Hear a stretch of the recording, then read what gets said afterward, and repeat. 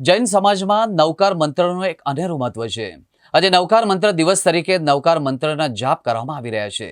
ત્યારે સુરતના પાલ ખાતે રહેતા 63 વર્ષીય શોભનાબેન શાહ દ્વારા 2 વર્ષમાં 51,000થી વધારે નવકાર મંત્ર લખવામાં આવ્યા છે. શોભનાબેન દ્વારા નવકાર મંત્ર અલગ અલગ ભાષા અને અલગ અલગ 50 કૃતિઓમાં લખવામાં આવી છે. બ્રાહ્મી લિપિ, ગુજરાતી, અંગ્રેજી, સંસ્કૃત, હિન્દી જેવી અનેક ભાષાઓમાં નવકાર મંત્ર લખવામાં આવ્યો છે. આ સાથે જૈન શાસ્ત્રમાં જેનું મહત્વ હોય છે એવી 50થી વધુ કૃતિઓમાં આ નવકાર મંત્રનું આલેખન કરવામાં આવ્યું હતું.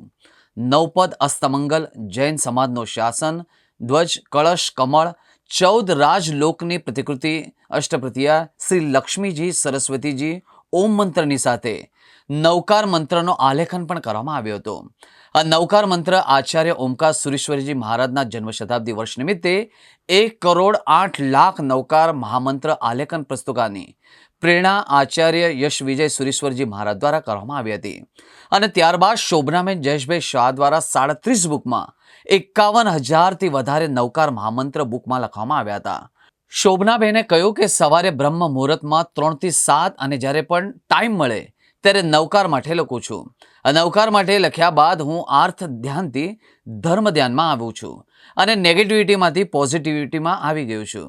હવે મન એકદમ શાંત રહે છે. નવકાર મંત્ર લખવાથી એકાગ્રતા વધે છે. નવકાર મંત્ર લખવાથી ચોક્કસ ફાયદાઓ થાય છે. કેમ કે નવકાર મંત્ર એ 14 પૂર્વના સ્ટાર છે. છેલ્લે 14 પૂર્વી પણ નવકાર મંત્રમાં જ ગણે છે મોક્ષ માટે. આ નવકાર મંત્રની બુકો બહાર પડેલી, યશ વિજયજી મહારાજ સાહેબે બહાર પાડેલી. ત્યારે એક બુક મારી પાસે આવી.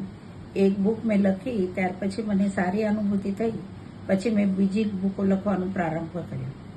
ત્યારે મને એવો વિચાર આવ્યો કે આ નવકાર અલગ અલગ પદ્ધતિથી લખી શકાય, અલગ અલગ લેંગ્વેજમાં લખી શકાય. એટલે પહેલાં મેં માદેશ્વર ભગવાને બ્રાહ્મી લિપિની બતાવેલી તે બ્રાહ્મી લિપિમાં મેં એક બુક લખી. પછી ઇંગ્લિશમાં એક બુક લખી. પછી ગુજરાતીમાં એક બુક લખી. પછી નમસ્કાર મહામંત્રની ઓળખ કરાવનાર અરિયંત પરમાત્મા એટલે અરિયંત પરમાત્માની આકૃતિમાં નવકાર મંત્ર લખ્યો. પછી અરિયંત પરમાત્માની સાથે રહેનારા અષ્ટપ્રાતિહાર્ય એ અષ્ટપ્રાતિહાર્યની આકૃતિમાં લખવાનું શરૂઆત કરી. પછી અશુભ તત્વો ઘરમાં પ્રવેશ ન કરે એના માટે આપણે અષ્ટમંગલ મૂકતા હોઈએ છીએ, એટલે અષ્ટમંગલની આકૃતિમાં નવકાર મહામંત્રનું આલેખન કર્યું. પછી હૃદય કમળમાં આપણે કમળમાં નવકાર મંત્રની સ્થાપના કરીએ એટલે કમળ આકારમાં નવકાર મંત્ર લખ્યો. દ્રવ્ય મંગલ એ કળશ અને એમાં ભાવ મંગલ રૂપે નવકાર મંત્ર લખ્યો. આવી કેટલી અલગ અલગ વાતમાં આપણે નવકાર મંત્ર લખ્યો છે અને અત્યાર સુધીમાં આપણે કેટલી બુક લખી છે? અત્યાર સુધીમાં 37 બુકો લખી.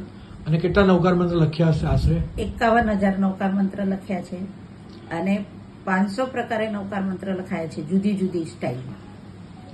અને આપ જે નવકાર મંત્ર લખો છો એ ક્યારે લખો છો?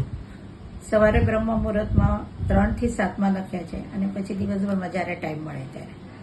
આ નવકાર મંત્રથી આપને એવું શું પ્રાપ્તિ થઈ છે કે આપને આના પર એટલી શ્રદ્ધા વધી? નવકાર મંત્રથી આ નવકાર મંત્ર લખવાથી મેં આર્ત ધ્યાનમાંથી ધર્મ ધ્યાનમાં આવી છું અને નેગેટિવિટીમાંથી પોઝિટિવિટીમાં આવી છું.